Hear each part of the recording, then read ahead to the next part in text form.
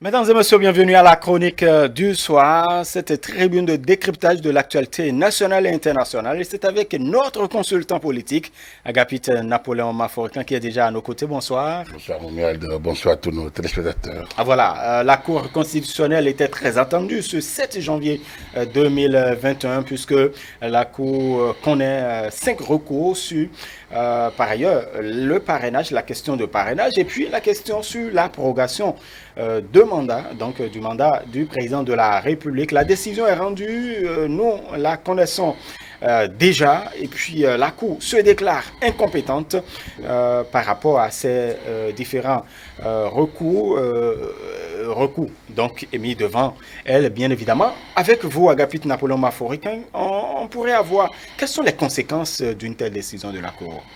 Non, les conséquences sont simples, que ceux qui doivent aller aux élections doivent se conformer à la loi en vigueur.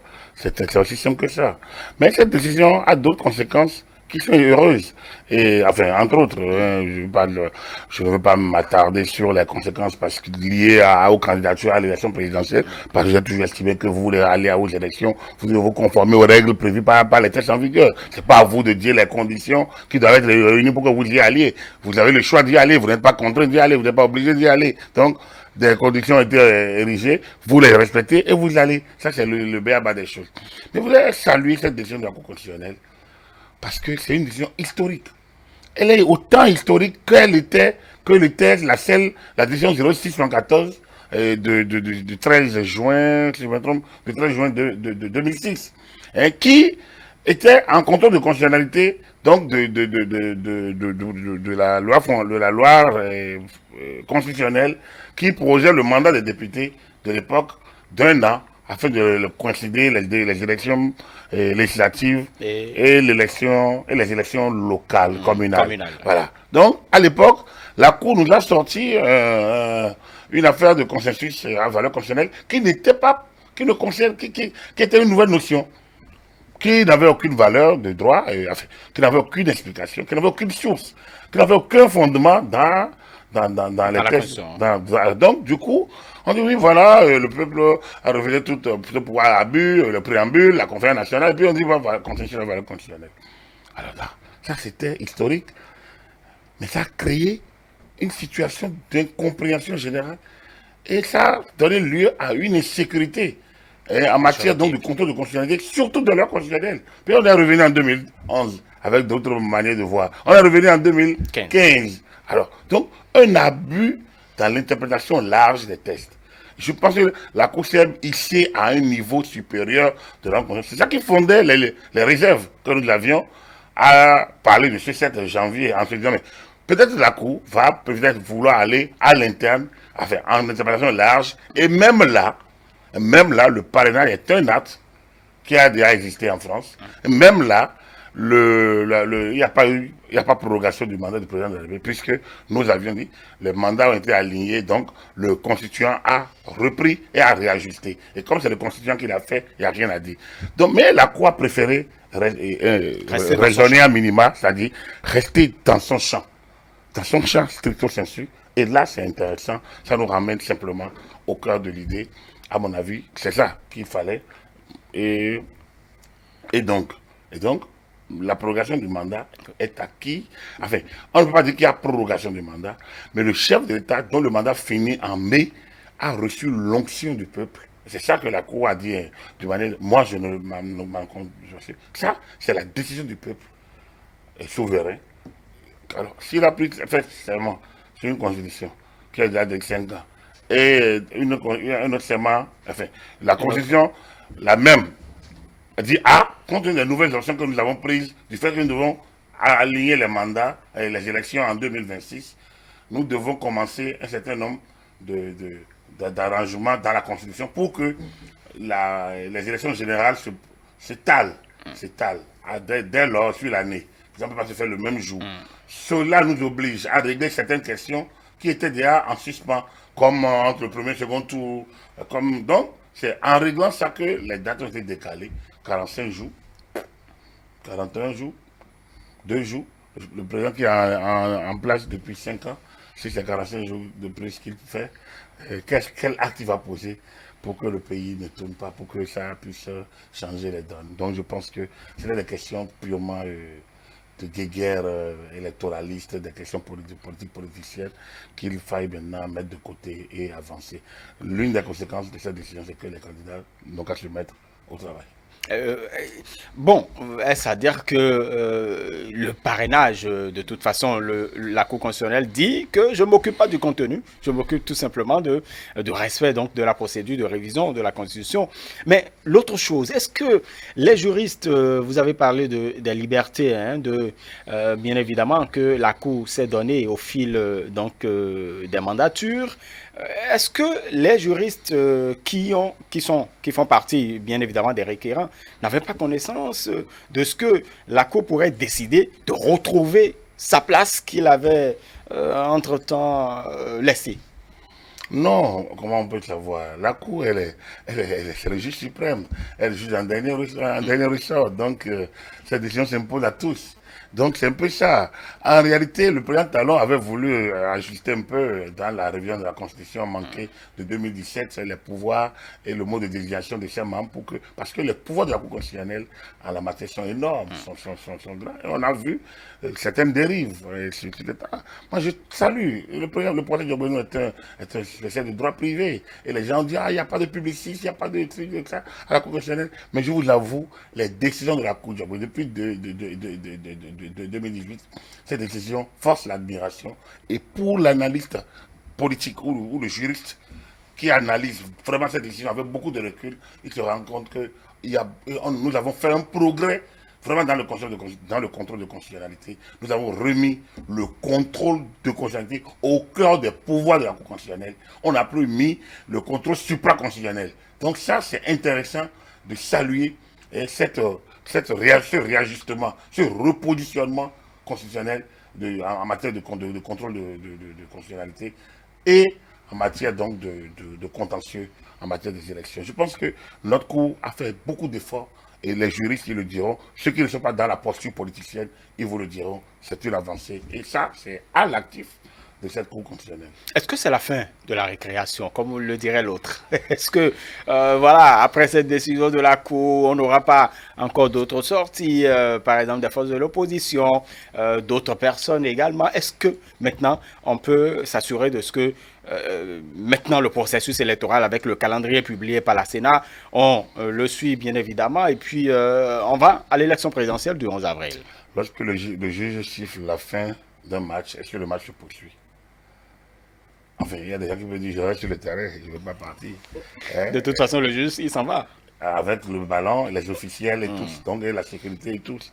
Donc c'est pour vous dire que sur ce dossier, non, la Cour peut toujours, il peut y avoir des saisines, Là maintenant, la décision de la Cour concerne le contenu de la révision de la Constitution, donc des éléments internes. Notamment ce que parrainage, prorogation du mandat, selon ce que les gens disent, et quoi encore. Donc, en dehors de ces éléments, il pourrait y avoir d'autres, par exemple, l'interprétation que fait la Sénat du parrainage. Voilà, la Cour peut être le mode opératoire. Parce que justement, la Cour peut être saisie expressément sur ça. Et ça, je le disais sur une tribune, que la Cour aurait pu régler tout ça en une décision, mais elle a voulu, et c'est ça. C'est la démarcation, en fait. La démarcation est restée dans...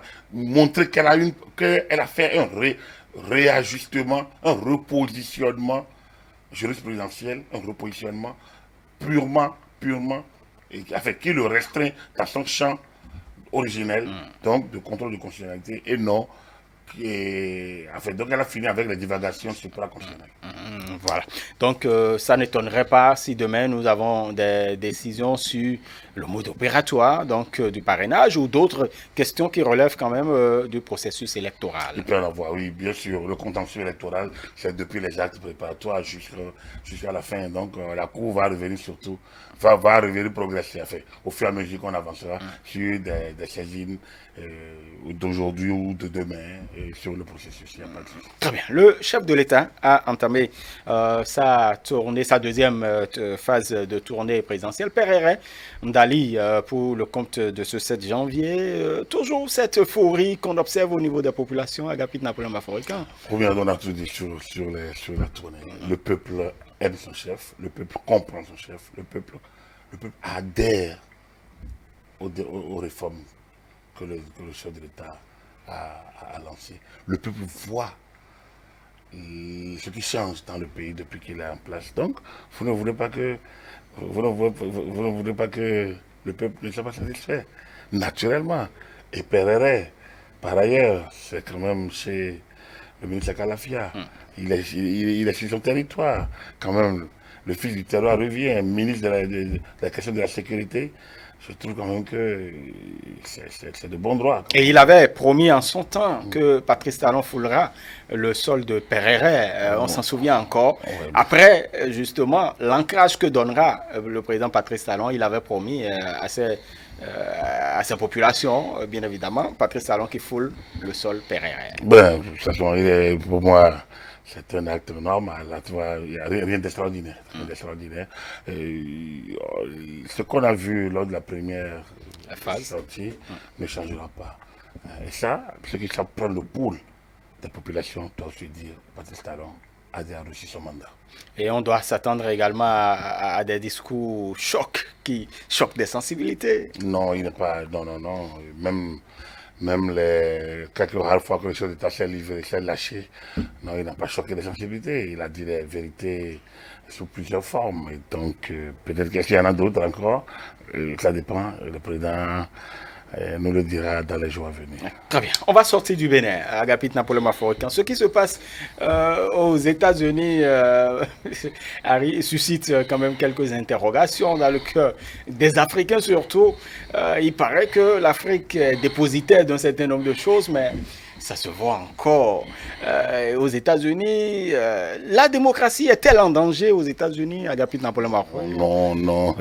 Donc, comment vous voulez que la démocratie soit en danger aux États-Unis? C'est un pays qui a. C'est un pays continent, hein, c'est une fédération, c'est un pays, un État. Disons, c'est un pays qui a façonné son système politique sur des siècles. Et donc aujourd'hui, c'est une machine. Il peut y avoir des soubresauts, il peut y avoir des voix de face, il peut y avoir des incompréhensions, il peut y avoir...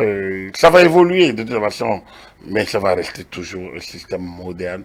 Et donc la démocratie en Amérique a encore de très beaux jours devant elle. Le seul problème, elle peut subir des mutations, certaines pratiques peuvent changer, on peut revoir un peu tel à travers les amendements et autres. Le comportement de Donald Trump peut donner lieu, donc du coup, dans le débat hier, actuellement, 25e amendement, ça peut donner lieu à des mutations. Parce que lorsque le chef de l'État, lorsque le président, le chef de la puissance américaine se comporte de cette manière, il y a des choses quand même qui choquent. Avec des morts, 4 morts notamment, de toute façon c'est le bilan qui est Donald Trump qui passera donc le flambeau à Joe Biden malgré lui. Oui, malgré lui, il a fini par reconnaître la défaite, malgré lui-même, c'est la force des institutions américaines et la force du caractère des hommes politiques. Vous avez vu, le vice-président s'est démarqué parce que depuis, il y avait des conseillers qui se démarquaient, des élus parlementaires qui se démarquaient, le vice-président qui s'est démarqué, le Sénat, le Congrès, acquis aux républicains, qui ont pu se démarquer progressivement de lui. Et qui ont confirmé. Ça montre quoi? Ça montre simplement que une démocratie, c'est d'abord des institutions fortes.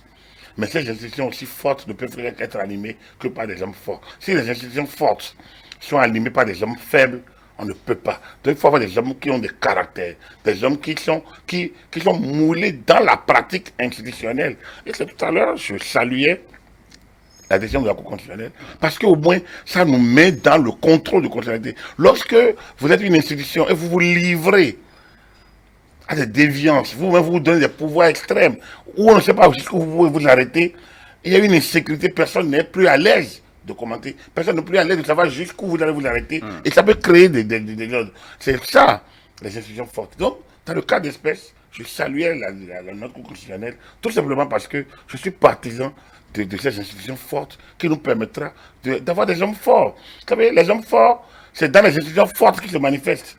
Et donc, il faut, et même si vous êtes un homme de faible caractère, vous entrez dans une institution, l'historicité de l'institution, son envergure, tout ça peut vous transformer et vous changer en un homme de caractère. Ça dépend des pratiques institutionnelles. Et dans le cas d'espèce, je pense que le Congrès américain a montré également que seul contre les États-Unis d'Amérique et non les considérations partisanes clivantes.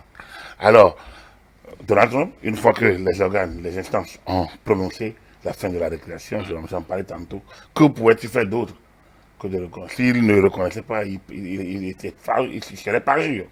Il serait parjure. Et là, il pourrait avoir fait face à un impeachment, à une procédure de destitution par ailleurs. Donc, il a su arrêter sa rébellion et donc aujourd'hui place à la transition à l'ère Joe Biden. Vers le pouvoir Biden en 2 Tout à fait. Le 20 janvier. Très bien.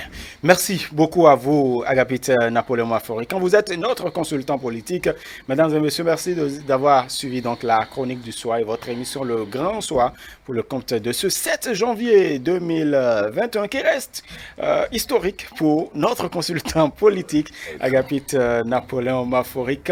Parce que grâce à la Cour nous a montré qu'il se démarque des errements supraconstitutionnels. Et il reste dans son champ désormais. Très bien. Merci, agréable suite de soirée à chacun et à tous.